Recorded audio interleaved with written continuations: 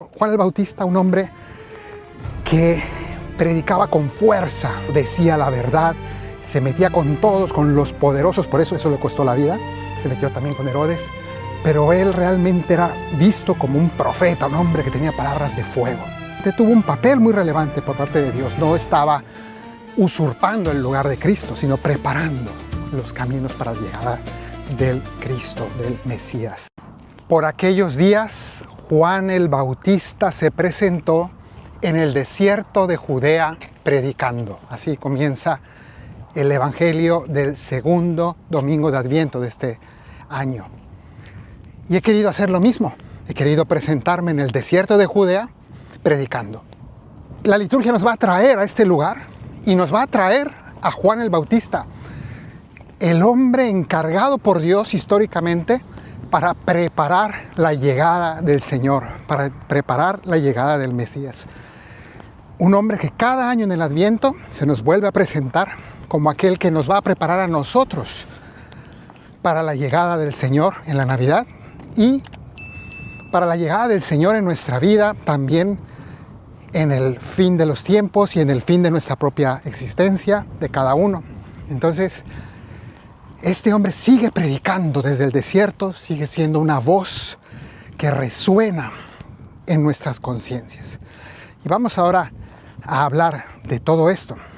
Y como siempre vamos a ir recorriendo los distintos sentidos de la Escritura, como me gusta.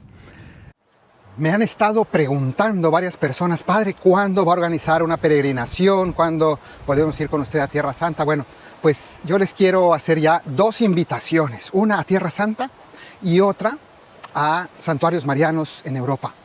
Concretamente, esta Semana Santa les invito a venir aquí a Tierra Santa a celebrar los días santos aquí, porque normalmente, yo insisto que la Semana Santa suele ser un momento demasiado lleno, pero ahora mismo que todavía no ha terminado de regresar, la gente está empezando a venir a tomar confianza, ya es seguro, pero todavía hay gente que no se lo cree, entonces muchos no quieren venir. Hay que aprovechar venir mientras todavía no está muy llena la Tierra Santa, y por eso pues esta Semana Santa hay que aprovechar, y desde el 28 de marzo, víspera de Domingo de Ramos, en adelante estaremos aquí recorriendo la Tierra Santa en grupo. Yo les invito a venir conmigo a la Tierra Santa. Y luego, el 13 de abril, empezamos un recorrido por santuarios marianos de España y Portugal, es decir, Fátima. Todos lo pueden encontrar, la información, en la página peregrinacionbiblica.com, y allí van a encontrar todos los detalles. Ahí están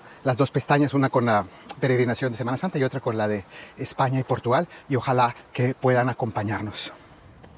Y primero vamos al sentido literal, que significa simplemente explorar el texto y su contexto. Algunos detalles, algunos elementos sería imposible abarcar todo, pero quisiera hablar sobre esto. Primero, Juan el Bautista, un hombre que fue incluso más famoso que Jesús probablemente en su época, un hombre, un predicador que llamaba la atención por su austeridad. Aquí se nos dice que comía pues unos insectos y hierbas, una persona muy austera, un hombre que vivía aquí en el desierto, y predicaba aquí porque era un lugar geográficamente excelente, el lugar de paso. Estoy muy cerca de Jericó, y era el lugar de paso de los peregrinos que venían del norte hacia Jerusalén, y entonces él aquí, a toda esa gente devota, la podía él encontrar de paso,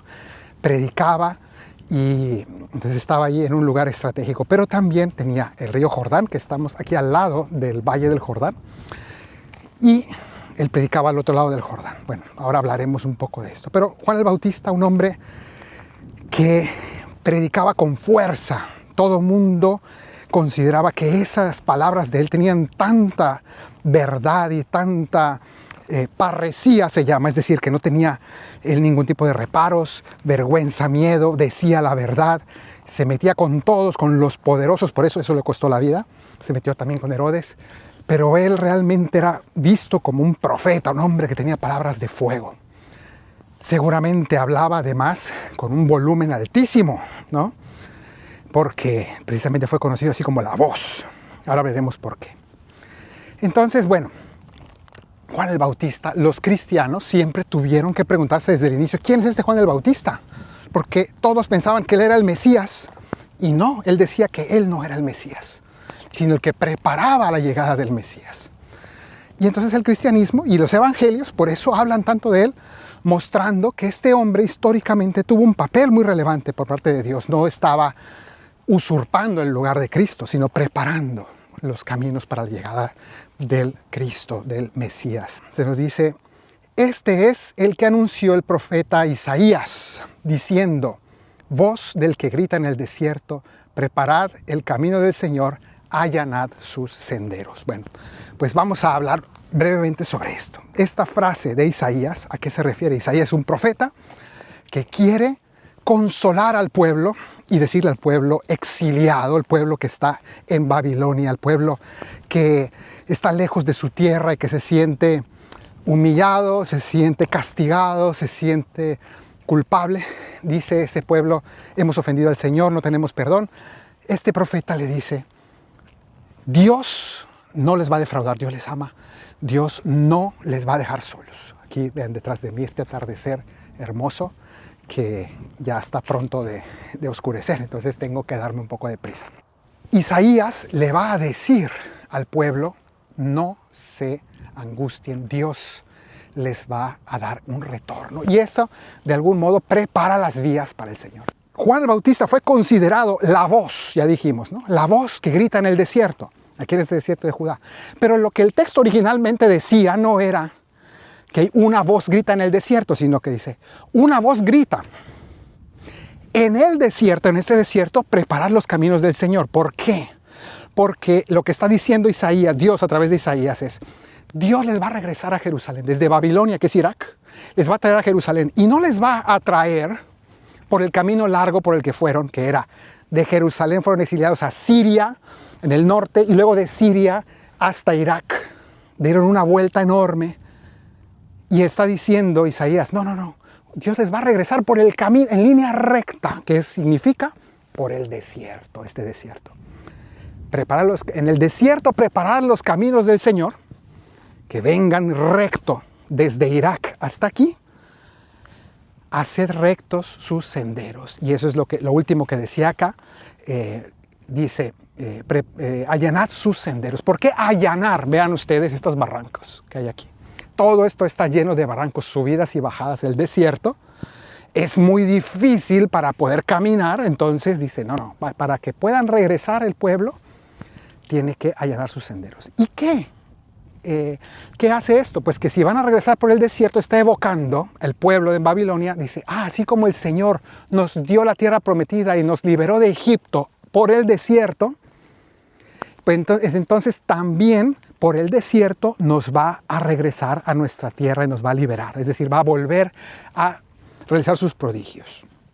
Y entonces Juan el Bautista bautizaba allá atrás, en el Valle del Jordán. Ahí se ve ahí como línea verde y está el río Jordán. Y él bautizaba detrás del Jordán.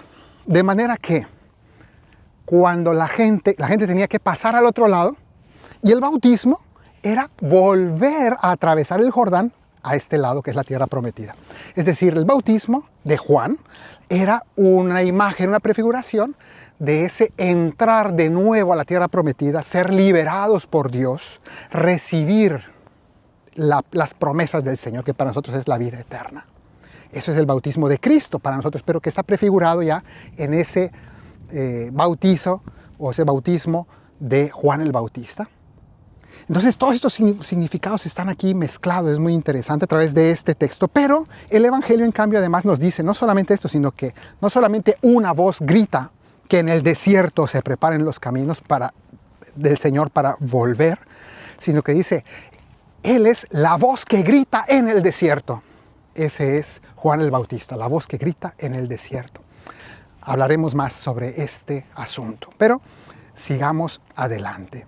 Dice que Juan llevaba un vestido de piel de camello con una correa de cuero a la cintura y se alimentaba de saltamontes y miel silvestre. Súper interesante esto. ¿Por qué? No es solamente como contarnos cómo se vestía para que sepamos cuál era la moda, sino que en realidad nos está diciendo un dato importantísimo. Si ustedes van al segundo libro de los Reyes, al inicio más o menos, se hace una mención de que alguien pregunta cómo era ese hombre, ese profeta que salió a tu encuentro, y dice, este hombre iba vestido con pieles y cinturón de cuero. Y inmediatamente el rey entiende y dice, es Elías, el profeta Elías. ¿Qué quiere decir entonces cuando escuchamos esto? Nosotros, si no estamos familiarizados con el Antiguo Testamento, decimos, eso es nada más está diciendo cómo se vestía. No, nos está diciendo que él se vestía como Elías y estaba en el desierto de Judea, allí detrás, en el Jordán, que es el lugar donde desapareció Elías, se fue al cielo en la carroza de fuego. Entonces nos está diciendo que en el lugar y la vestimenta y todo, él es el Elías que tiene que venir. ¿Por qué? Porque según las Escrituras, Elías tiene que volver antes que llegue el Mesías. Jesús después nos lo confirmará y nos dirá efectivamente, Juan es Elías que tenía que volver. Es decir, vino con el espíritu y el poder de Elías. No es una reencarnación, sino que está diciendo, él vino con el espíritu y el poder de Elías para preparar los caminos del Señor. Y entonces predicaba, y además predicaba de una manera dura, fuerte. Era un hombre que realmente sacudía conciencias. Y aquí vamos ya a hablar acerca del sentido moral de estas palabras. Este hombre era exigente. A mí me recuerda, siempre lo digo, siempre me recuerda mucho al estilo de predicación y de pastoral del Padre Pío, ¿no? Cuando iba la gente a confesarse, él era duro y incluso regañaba, pero unos regaños muy saludables que la gente se convertía. Te invito a que le des me gusta y te suscribas a este canal, pero también a mi canal de música para el alma. Y también les voy a poner el enlace a una lista de reproducción, significa una lista de videos, concretamente de música, de la música de este canal, pero es toda la música del ciclo B, significa del Evangelio de San Lucas. Entonces, con esta lista tú puedes escuchar musicalmente, ir recorriendo los principales pasajes del Evangelio según San Lucas y de ese modo, pues ir recorriendo la vida, la pasión, la muerte y la resurrección del Señor con toda esta lista de reproducción. Así que te invito a escucharla y pues aprovecharla para tu crecimiento espiritual. ¿Qué dijo o qué decía a los fariseos y a los saduceos? Les decía, raza de víboras. Ahora volveremos a eso, pero dice, raza de víboras, ustedes den frutos de conversión. Y aquí este es el tema, ¿no? Que Juan decía, hay que dar frutos. Y frutos significa cambio de vida. Deja el pecado. Realmente demuestra que realmente tu corazón está lleno de Dios. Porque, dice, hasta de las piedras, aquí está lleno de piedras, dice, hasta de las piedras puede sacar Dios hijos de Abraham. Dios puede sacar hijos de Abraham hasta de las piedras. ¿Qué significa esto? Primero la frase es un juego de palabras, porque en hebreo, hijos es banim, piedras es abanim. Entonces dice, de los banim Dios puede sacar, de las abanim Dios puede sacar banim, ¿no? De las piedras Dios puede sacar hijos de Abraham. Hijos de Abraham significa, está hablando de que quienes se creían, soy judío, soy del pueblo elegido y por tanto a mí no me va a pasar nada, yo me voy a salvar, yo ya nací salvado porque soy hijo de Abraham. Y dice, no, Dios puede sacar hijos de Abraham hasta de las piedras, con ese juego de palabras, ¿no? De banim, hijos, a banim, piedras. Pero es un mensaje también para nosotros, porque Juan el Bautista, él bautiza, nos está diciendo, tú por ser bautizado no sientas que, yo ya estoy bautizado, yo ya soy miembro de la iglesia, ya me salvé. No, Señor, dad frutos de conversión. Tenemos que dar frutos con nuestra vida, frutos de amor, nos juzgarán por el amor. No es nada más como que, no, yo ya soy miembro de la iglesia, ya me salvé. Eso no funciona así de ninguna manera. Entonces, aquí esto es un mensaje para nosotros, no solo para los fariseos y los saduceos que se bautizaban en aquel tiempo. Entonces, ese es el mensaje moral principal que está aquí. Y dice que confesaban sus pecados y los bautizaba en el Jordán. Confesaban sus pecados, no es que había un confesionario ahí, no era el sacramento de la confesión, sino que el hecho de que reconocían, ya desde ese momento reconocían públicamente, soy un pecador. Y muchos incluso, probablemente hasta públicamente admitían con pecados concretos, no sabemos, pero dice, confesaban sus pecados, reconocían públicamente, soy un pecador y no merezco la salvación. Entonces esa humildad es lo necesario para después recibir la salvación. Entonces, bueno, aquí se nos da este contexto de cómo funcionaba la predicación de Juan el Bautista. Y luego les decía, ya toca el hacha la raíz de los árboles, y todo árbol que no dé buen fruto será talado y echado a fuego. Aquí vamos ya a pasar al sentido escatológico, porque precisamente el anuncio de Juan, vean ustedes cómo inicia diciendo él que convertidos porque está cerca el reino de los cielos, está cerca el Señor, está cerca. Y esto tiene un sentido escatológico, ¿no? Juan es alguien, ya hablaremos más de esto la próxima semana, pero Juan era alguien que vivía un espíritu profético porque estaba convencido de que ya era el momento, el gran final, ¿no? Él no sabía que el Señor iba a venir primero en un modo humilde, en la carne, y después después estamos esperando su regreso, su retorno glorioso. Pero él pensaba que ya era el final inminente. Pero no es que estuviera equivocado en cierto sentido. En un sentido literal, sí. Pero en realidad, esa inminencia y esa premura que él tenía venía de Dios, porque en el fondo es necesaria para el espíritu profético. También hoy en la iglesia, si no tenemos esa urgencia escatológica, entonces se nos acaba el profetismo, ¿no? Ya como que, no pasa nada si no se convierten. No, hay que convertirse, eso es urgente. Independientemente si faltan miles de años para que llegue la segunda venida de Cristo, la parusía.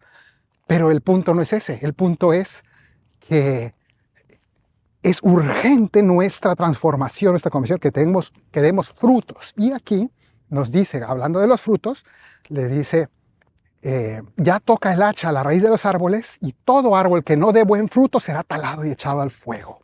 Está hablando de nuevo escatológicamente. Sabemos que el sentido escatológico significa las últimas cosas, o la vida futura. Está diciendo, hay unas consecuencias para quien no se convierta, para quien no dé fruto en su vida, frutos de amor. Entonces, aquí nos da esa advertencia y es un mensaje escatológico fuerte y claro. Este era un profeta escatológico. Y en esto basaba él su convicción.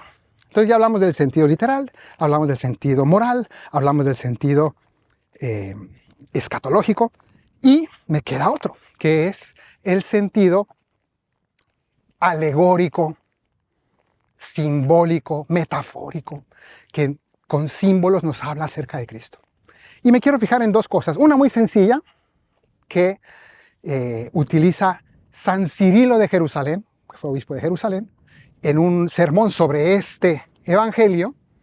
Él dice lo siguiente: raza de víboras. Dice, pues, si nosotros hemos sido víboras por nuestro pecado, y hoy se nos recuerda en este evangelio a nosotros, entonces se nos pide conversión, y por tanto hay que hacer como las víboras, que para crecer, para progresar, ¿qué hacen? Cambian de piel. Entonces dice, nosotros tenemos que hacer ese cambio de piel, ese cambio de vida, ¿no? Para poder crecer. ¿Y cómo nos arrancamos esa piel? La serpiente necesita de algún modo ayudarse de algo para que se arranque esa piel que va a dejar. Entonces él dice, hay que pasar por la puerta estrecha. Pasemos por la puerta estrecha para que se nos quede ahí la piel, para que nos despojemos del hombre nuevo, del hombre viejo, perdón, para que nos despojemos del hombre viejo. Y entonces hay que pasar por la puerta estrecha y así de ese modo arrancarnos, despojarnos del hombre viejo y quedarnos con una transformación, ser nuevos, ¿no? De renovarnos. Eso lo dice San Cirilo de Jerusalén. Y luego San Agustín, en otro sentido muy distinto, nos explica acerca de Juan como la voz. Juan era la voz, ¿no? Voz que grita en el desierto, decíamos antes. Dice, era la voz porque Jesús es la palabra. Y nos explica esto. La voz es aquello que se escucha materialmente, pero la palabra es el contenido. Entonces, Juan es el mensajero, Jesús es el mensaje, ¿no? Entonces, cada uno tiene su papel. Y entonces Cristo es la palabra que se hizo carne. Él es el contenido, Él es el centro. Pero Juan era ese mensajero que mandó el Señor, y por eso es la voz. Y pues podemos ver cómo, incluso cuando su padre había perdido la voz, y cuando nació Juan el Bautista, recuperó la voz. Entonces ahí se nos habla, pues precisamente de qué manera, ¿no? Esa imagen de que Juan era esa voz que vino a hablar. Y en el fondo simboliza Juan la voz de nuestra conciencia. Nosotros tenemos una voz que Dios ha puesto en nuestro corazón para recordarnos que necesitamos conversión, que necesitamos cambiar, que hay cosas que no están bien en nuestra vida y nos incomoda. Juan era incómodo, tan incómodo que al final lo mataron. ¿Y cómo lo mataron? Le cortaron la cabeza, pero podemos decir que le cortaron la garganta, la voz, ¿no? Lo callaron a la fuerza. Y nosotros pues también podríamos caer en lo mismo, ¿no? En acallar nuestra conciencia si no la queremos escuchar. Que el Señor te bendiga desde Sión, el que hizo cielo y tierra, en el nombre del Padre, y del Hijo, y del Espíritu Santo. Amén.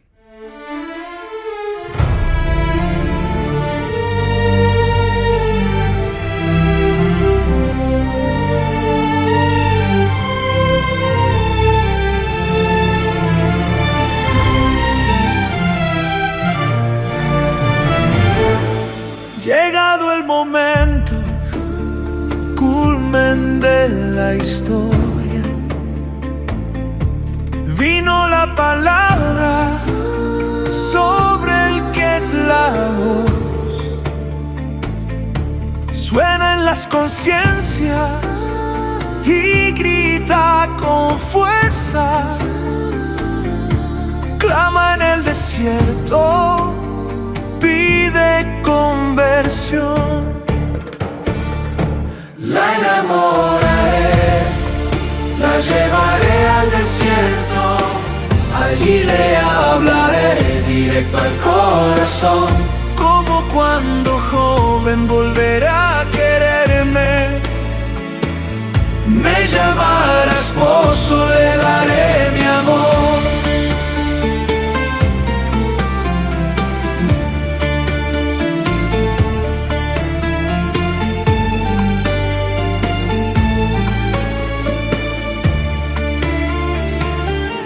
Es la voz que grita y resuena adentro, la que nos remueve desde el interior. Se oye clara y fuerte en medio del silencio, y quien no la escuche perderá el perdón. La enamoraré, la llevaré al desierto, allí le hablaré directo al corazón. Como cuando joven volverá a quererme, me llamará esposo, le daré mi amor.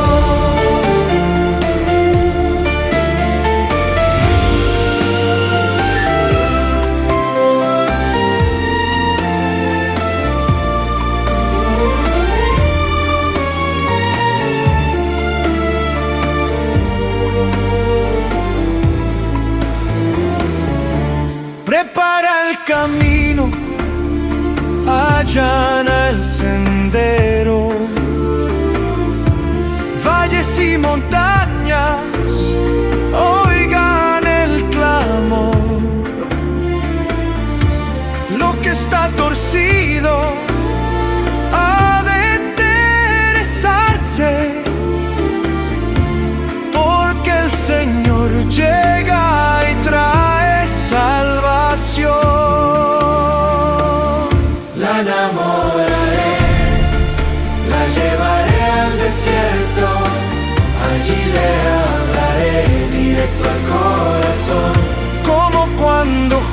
me envolverá